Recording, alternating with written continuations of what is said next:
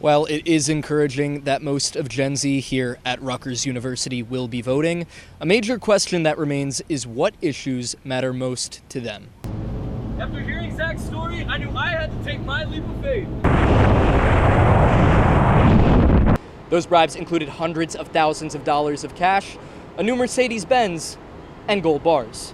After being arraigned yesterday on charges of sex trafficking, racketeering, and kidnapping, Sean P. Diddy Combs pled not guilty, but was not granted bail. As we get closer to summer, New York City beaches remain closed due to a lifeguard shortage.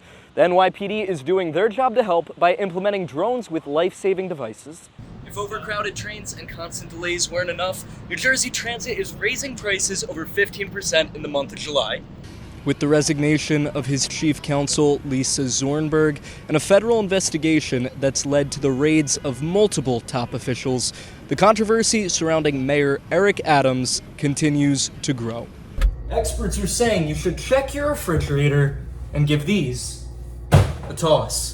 The FDA has announced that over 25 states have cucumbers contaminated with salmonella. Today, Asif Merchant, the Pakistani national who had threatened to kill Donald Trump and multiple other political leaders, was arraigned. I had a chance to speak to his lawyer, Avraham Moskowitz, and they pled not guilty. Whether it's the swings, the merry-go-round, the log flume, or even the Ferris wheel, it's safe to say that Gillians' Wonderland Pier in Ocean City will be missed. I've been coming to Gillians for over 20 years. Over 30 years, at least. Since my first was born, so 11 years ago. Gillians Pier has been a landmark on the Ocean City Boardwalk for the past 94 years, providing family-friendly fun for generations. I brought my kids here when they were real small. They loved all these internal rides, and that's really why we came again today for my granddaughter. We're just hoping that it's going to change somehow, but we hear that it's not. In a letter posted on social media, owner Jay Gillian announced that the pier would be closing for good in October of 2024. We'll only have one pier left, and we kind of need that other pier. And it's an icon seeing the two Ferris wheels in Ocean City. Those people who've been coming to Gillian's Pier with family and friends are wondering what will replace it here on the boardwalk. Yeah, so word on the street, as I saw on social media, there's going to be a hotel here. I had heard that he may be trying to develop this as a high-end condos. No matter what the future holds, families are trying to enjoy their last moments together here at Gillian's Pier. Reporting from Ocean City, I'm Pete Cuddihy. New Jersey train commuters say that traveling into New York City this past week has been a nightmare.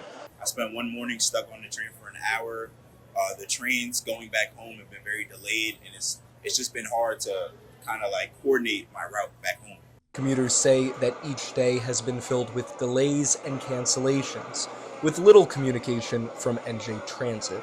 We had delays one morning where it took me 2 hours to get here, so it hasn't been good at all. Thousands of Jersey residents rely on the NJ Transit to commute to work. It is the nation's largest statewide public transportation system, providing more than 895,000 weekday trips. The NJ Transit's inconsistencies have led to overcrowded trains, angry commuters, and overall a poor commute. If overcrowded trains and constant delays weren't enough, New Jersey Transit is raising prices over 15% in the month of July.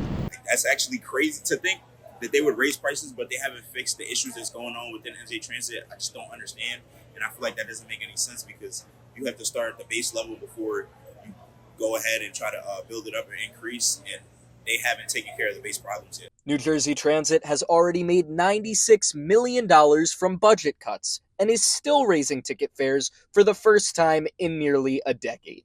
The company hopes to close a $100 million deficit. The Transit Agency Board also cleared the way for additional 3% increases in future years, forcing New Jersey commuters to decide whether they should pay more for what many say is unreliable transit or find another way to get to the city.